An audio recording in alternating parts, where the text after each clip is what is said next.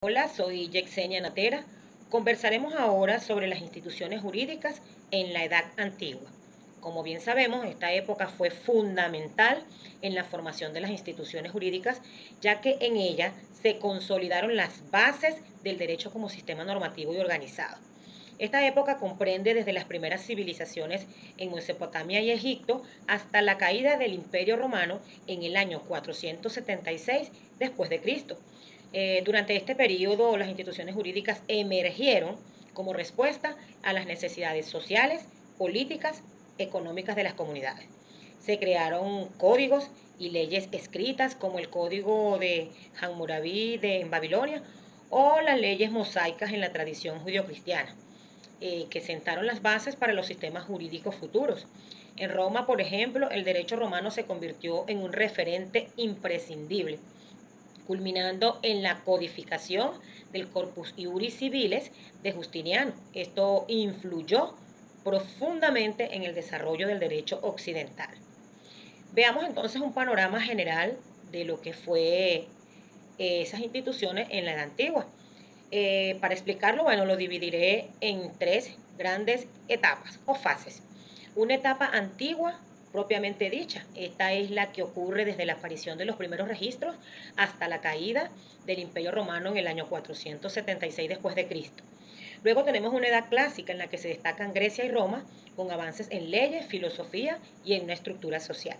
Y por último, la edad antigua tardía, que consistió en esta transición hacia la Edad Media con un fuerte impacto del cristianismo y cambios políticos. En esta etapa se destacaron los avances en la filosofía que fundamentaron conceptos jurídicos y en las instituciones que iban desde las asambleas democráticas en Atenas hasta el derecho imperial romano. Además, se desarrollaron los primeros conceptos de justicia, derechos y deberes. Veamos ahora un poquito sobre lo que es los filósofos presocráticos. Estos fueron los primeros pensadores que reflexionaron sobre el cosmos, la naturaleza y el orden del universo. Su relevancia en el origen de estas instituciones radica en que promovieron la idea de un orden natural y racional que podría aplicarse en la vida en comunidad, comenzando a cuestionar las tradiciones y las leyes basadas únicamente en la autoridad religiosa o tradicional. Por otra parte, tenemos a los sofistas, que fueron más intelectuales y maestros itinerantes. Ellos enfatizaban en la relatividad de la justicia y las leyes en función de las necesidades sociales. A diferencia de los presocráticos, los sofistas cuestionaron la existencia de verdades absolutas y defendieron que la justicia podía variar según los intereses de cada grupo o personas. Mientras que Sócrates, considerado uno de los padres de la filosofía occidental, centró su pensamiento en la ética y en la búsqueda de la verdad a través del diálogo y de la mayéutica. No escribió textos, pero sus ideas nos llegaron a través de sus grandes discípulos, como por ejemplo Platón. Sócrates cuestionaba las leyes en las instituciones establecidas, promoviendo la idea de que la justicia y la verdad son más importantes que las mismas leyes escritas. Además, defendía que los ciudadanos debían pensar críticamente y participar en la ética pública y en la justicia. Desde dicha postura se argumenta Platón para expandir las ideas de Sócrates y construyó una filosofía en la que la justicia era una virtud fundamental del Estado ideal. En su obra La República plantea un modelo de gobernanza en el que los filósofos reyes deben gobernar guiados por la razón y la justicia. Su visión de justicia influyó en las ideas de instituciones jurídicas al promover la idea de un orden social fundamental en la virtud y en la ética. Además, introdujo conceptos sobre la justicia como una cuestión de armonía social y de clases sociales. Por otra parte, Aristóteles basó sus ideas de la virtud ética en la ley y en que las leyes deben ser razonables y adaptadas a las necesidades de la comunidad. También analizó las formas de gobierno y resaltó la importancia del consentimiento ciudadano para la legitimidad de las leyes. Para finalizar con el recorrido, por esta época tenemos los estoicos y los epicúreos. Estos representan también corrientes filosóficas que influyeron en el pensamiento ético y jurídico en la Edad Antigua.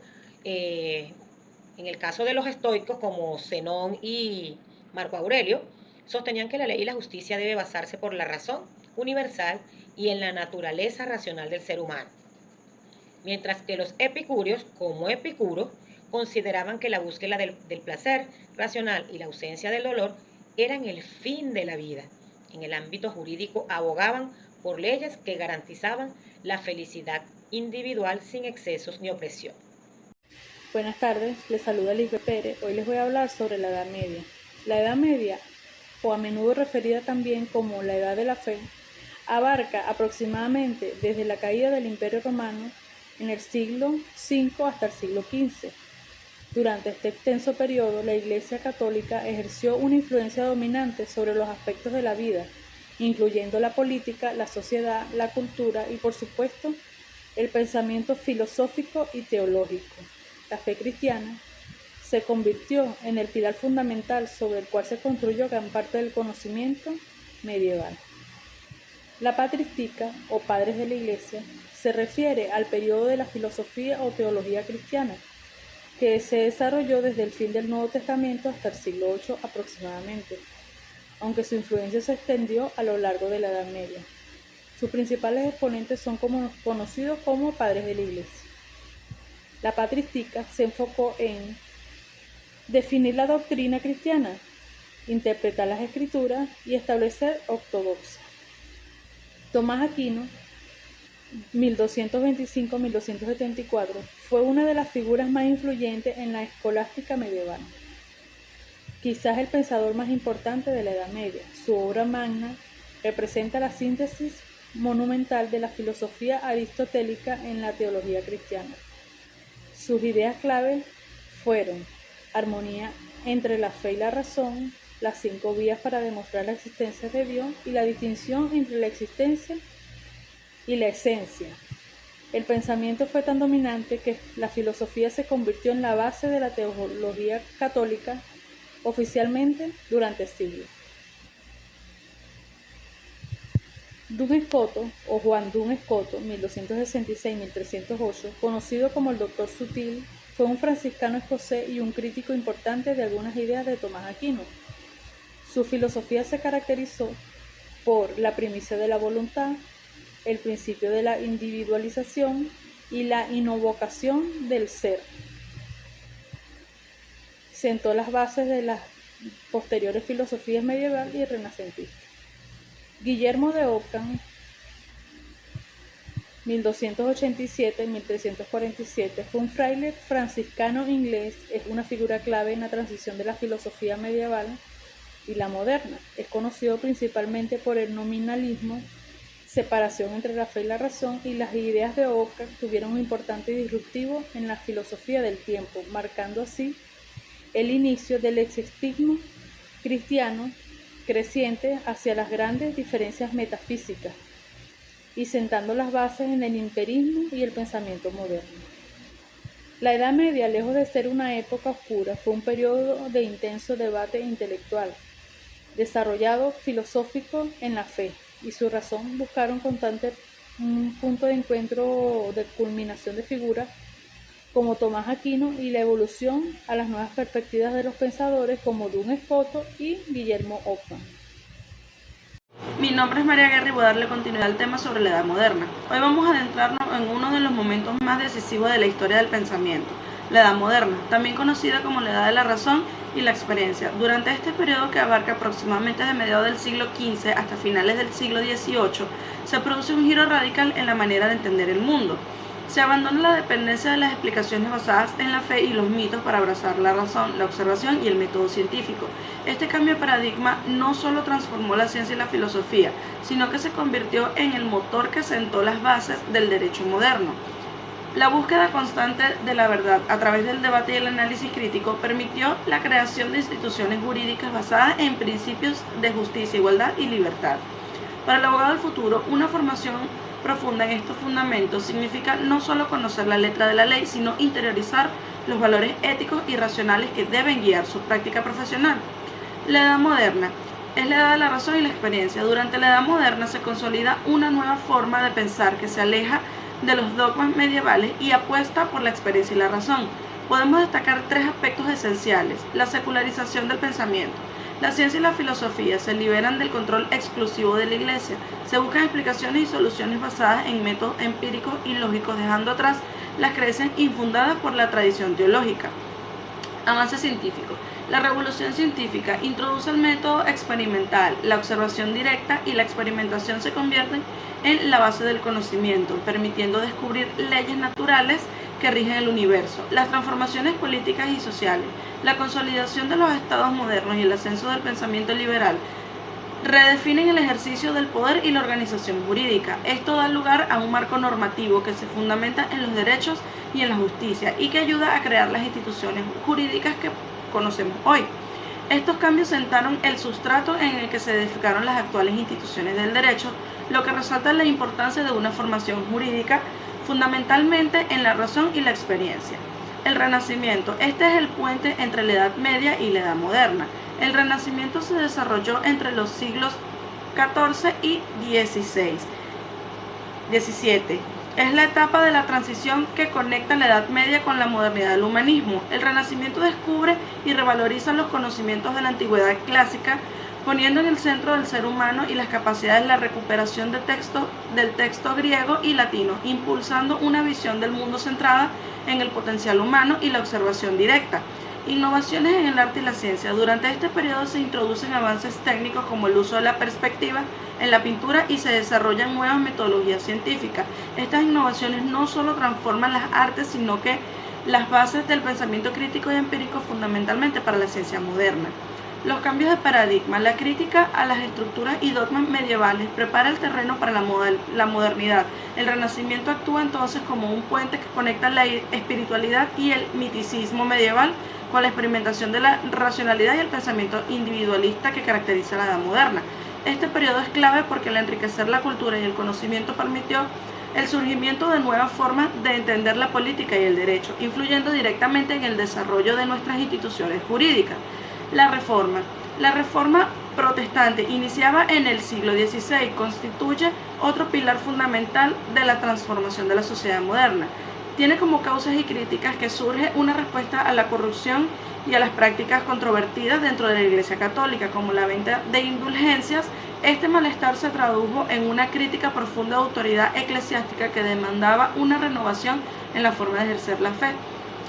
Dentro de las nuevas doctrinas religiosas, los reformadores como Martín Lutero propugnaron que la fe genuina debía prevalecer sobre el mandato centralizado de la Iglesia. Este enfoque impulsó una práctica más libre e individualista de la religión. El impacto en la sociedad y el derecho. La Reforma desencadenó un proceso de secularización, abriendo el camino a una mayor pluralidad de ideas, a la transformación de las estructuras políticas. Se fomentó una concepción basada en la libertad individual, conceptos que serán fundamentales para el surgimiento de las democracias modernas y del Estado de Derecho. La Reforma no solo transformó el ámbito religioso, sino que también repercutió en la reconfiguración del poder político y del sistema jurídico, reconociendo y protegiendo los derechos fundamentales de los individuos. En resumen, la Edad Moderna es el Renacimiento y la Reforma que marcaron una profunda transformación en la forma de entender el mundo. Se pasó de una sociedad basada en los mitos y los dogmas a una guía por la razón, la experiencia y el pensamiento crítico. Este cambio ha sido decisivo para la consolidación de nuestras instituciones jurídicas modernas, cimentadas en los valores de la libertad, igualdad y progreso. Saludos, mi nombre es Cruz Delgado y dándole continuidad al punto de la Edad Moderna, el recorrido de hoy abarca la evolución del pensamiento filosófico, mostrando cómo las ideas fundamentales han configurado el derecho moderno, la filosofía y su búsqueda del ser. El conocimiento y la ética se erigen como el pilar que han moldeado las instituciones jurídicas actuales. Para el abogado moderno, dominar estos fundamentos implica ir más allá de la mera aplicación de normas. Se trata de interiorizar un proceso de reflexión que une teorías y prácticas orientado a proteger la dignidad humana y a promover una justicia basada en valores éticos. Hugo Grotius es reconocido como el padre del derecho internacional y del ius naturalismo moderno. Con su obra de Jures Belgics Basic demostró que la razón puede descubrir normas universales de justicia independientes que de revelaciones o creencias religiosas. Su pensamiento sentó las bases para entender el derecho como un proceso racional y ético, en el que existen derechos inmutables accesibles mediante el uso de la razón. Para el abogado, estudiar a Croxio es esencial, ya que revela cómo el derecho emerge como una herramienta para proteger los derechos humanos y la dignidad. Thomas Hobbes, en su obra Leviatán, Thomas Hobbes descubre un estado de naturaleza marcado en el caos y el conflicto, donde la vida sin un poder central se toma solitaria, pobre, desagradable, brutal y corta. Frente a esta realidad, propone que los individuos renuncien a parte de su libertad para formar un Estado fuerte que garantice el orden y la seguridad. La teoría del contrato social de Hobbes fundamenta la legitimidad del poder estatal, resaltando el rol del acuerdo colectivo en la organización de la sociedad. Esta perspectiva es fundamental para el abogado al entender la relación entre la autoridad, poder y la obligación ciudadana en las instituciones modernas. John Locke, a través de su segundo tratado sobre el gobierno civil, defiende que todos los individuos poseen derechos naturales, vida, libertad y propiedad, que son inalienable y constituyen la base de una sociedad justa. Su planteamiento insiste en que el poder del Estado solo tiene validez al cortar con el consentimiento de los gobernantes. Asimismo, Locke sostiene que ante abusos del poder, los ciudadanos no solo tienen el derecho, sino el deber de cambiar o derrocar el gobierno. Para los futuros abogados, esta visión resalta la importancia de proteger los derechos fundamentales y de construir instituciones orientadas al respeto y la dignidad. Ahora hablaremos acerca del racionalismo. El racionalismo se fundamenta en la idea de que la razón y la deducción lógica son las principales herramientas para alcanzar verdades universales. Filósofos como René Descartes y Leibniz afirmaron que más allá de la experiencia sensorial, el pensamiento sistemático puede revelar principios inmutables. Esta corriente ha influido en el derecho moderno al insistir que las normas deben basarse en principios lógicos y no en meras tradiciones o arbitrariedad. Para el abogado, adoptar una visión racionalista significa desarrollar la capacidad de analizar, deducir y estructurar argumentos sólidos en la práctica jurídica. La Ilustración, o Edad de las Luces, marcó un cambio racional en el pensamiento del siglo XIX. Estos movimientos promovió el uso de la razón para transformar la sociedad, cuestionando el poder de las autoridades tradicionales y subrayando la importancia de la libertad individual, los derechos universales. Su idea dieron origen a conceptos esenciales del contrato social, la separación de poderes y la soberanía popular, cimentado las bases de la democracia moderna. Para el abogado, la Ilustración invita a cultivar un espíritu crítico y reformador que impulse la justicia y el bienestar social. Hablaremos de Montesquieu. Montesquieu, en su obra El espíritu de las leyes, introdujo la innovadora idea de separar el poder en tres ramas, lo que es el legislativo, el ejecutivo y el judicial. Esta división se concibió como una salvaguarda contra la tiranía y como un medio para proteger las libertades individuales.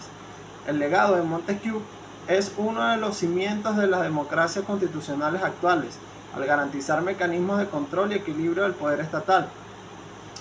Comprender esta estructura es clave para interpretar cómo se organizan y protegen las instituciones en un Estado de Derecho. Rousseau. Con el contrato social, Jean-Jacques Rousseau plantea que la verdadera soberanía reside en la voluntad general del pueblo, estableciendo que la libertad natural del ser humano puede verse comprometida en sociedad. Según Rousseau, es mediante un contrato social que se puede garantizar la equidad y la libertad auténtica. Su pensamiento promovió la idea de que la legitimidad del Estado emana del consenso colectivo, influyendo decisivamente en la configuración de las instituciones democráticas. Para el abogado, Rousseau representa el llamado a defender el interés general y a utilizar derechos como instrumentos para combatir la opresión y fomentar la participación ciudadana. hablaremos de Kant. Immanuel Kant revolucionó la ética y el derecho al subrayar la autonomía de la razón y establecer el imperativo categórico que exige que las normas morales se apliquen de forma universal, más allá de lo que es inclinaciones personales. Este principio esencial defiende que las leyes morales es objetiva y necesaria. El filósofo kantiano refuerza la idea de que la justicia se basa en principios éticos y racionales, fundamentados en la dignidad humana para el futuro abogado. Integrar los postulados de Kant implican comprometer con una práctica profesional la trascendencia y el interés individual y se sostenga en una moralidad universal y justiciera. Para concluir, integrando el recorrido filosófico de la formación del abogado, la evolución del pensamiento filosófico desde el Crucio hasta Kant demuestra que el derecho moderno es el resultado de un largo proceso intelectual orientado a la búsqueda de la verdad, la justicia. Ideas como el contrato social y la importancia de la razón han cimentado la legitimidad y el consenso en el ejercicio del poder. Esta fue mi exposición. Muchas gracias. Saludos, me presento, Yamile Urrutia. Para continuar con la temática de la historia de la filosofía del derecho, tenemos la edad contemporánea. Esta se caracteriza por una serie de movimientos filosóficos y jurídicos que emergieron tras la Revolución Francesa.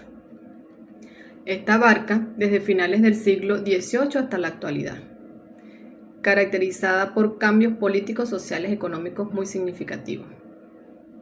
Algunas de las corrientes y pensadores más influyentes en este periodo son la Escuela de la Exagesis. Esta surgida en Francia a principios del siglo XIX, tras la promulgación del Código Napoleónico. Esta escuela se caracterizó por un estricto legalismo y su culto al texto de la ley. El Romanticismo, como movimiento cultural y artístico que se expandió por Europa durante la primera mitad del siglo XIX. Reaccionó contra el racionalismo ilustrado y el neoclasicismo. Existen pensadores clave en la historia de la filosofía del derecho, como lo es Friedrich Karl von Sabin, 1779-1861, pues jurista alemán, fundador de la Escuela Histórica del Derecho. Se opuso a la codificación indiscriminada del derecho al estilo francés. Georg Wilhelm Friedrich Hegel, 1770-1831, filósofo alemán, figura cumbre del idealismo alemán. Hegel desarrolló un complejo sistema filosófico que abarcó la lógica, la naturaleza y el espíritu. Valoró la codificación del derecho, pero también destacó la importancia de la ética y la libertad en su desarrollo. Claude Henry de Rougon, conde de Saint-Simon, 1760-1825, pensador socialista utópico francés.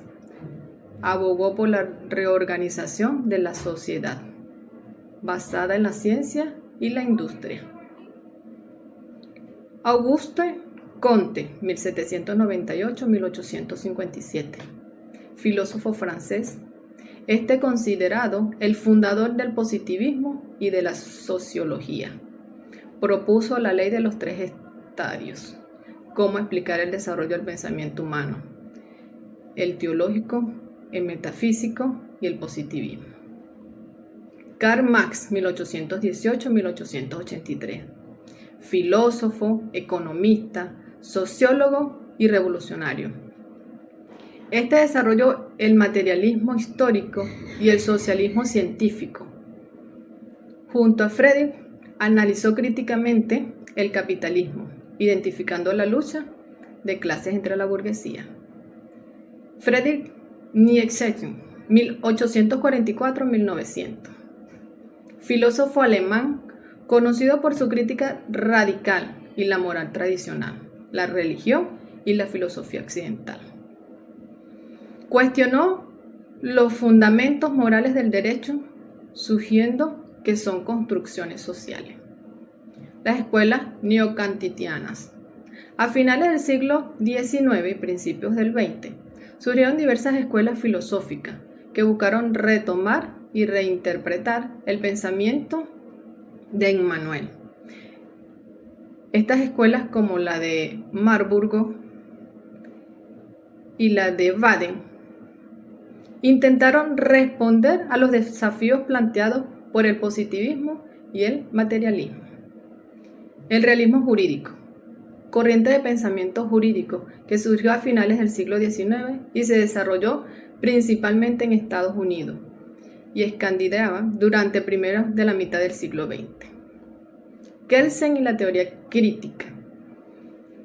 Hans Kelsen, 1881-1973, jurista y filósofo del derecho austriaco, es el principal representante de la teoría pura del derecho. Buscó desarrollar una ciencia jurídica autónoma, libre de consideraciones sociológicas, políticas o morales.